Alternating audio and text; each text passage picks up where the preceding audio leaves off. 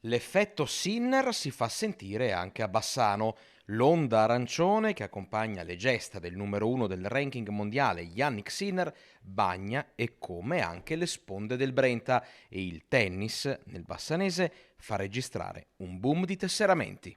Sinner è un grandissimo giocatore, ma è anche soprattutto un bravissimo ragazzo che ovviamente ha delle doti fisiche, tecniche, umane e anche tattiche, perché la vittoria agli US Open le è proprio significativo, ha delle doti tattiche veramente straordinarie. Un movimento partito tanti anni fa, solo che si pensi che in Veneto, io sono diventato presidente 20 anni fa, c'erano 11.000 tesserati, adesso sono oltre 51.000. Questo la dice lunga su quello che è stato il percorso di questi anni. E ho dei riscontri che proprio ancora di più ci sarà un forte aumento di tesserati, di gioco, di prenotazione campi, sia di tennis che di padel. In questo periodo soprattutto di tennis, vorrei dire.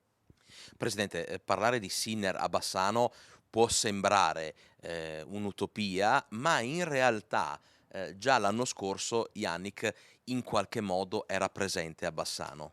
Sì, l'anno scorso abbiamo organizzato il Gran Galà dello sport bassanese e abbiamo premiato i giocatori e i nostri grandi atleti a livello regionale, nazionale e internazionale e lui è stato gentilissimo, mi ha mandato un messaggio di auguri, anche così di augurio di buona serata, sia lui che Musetti.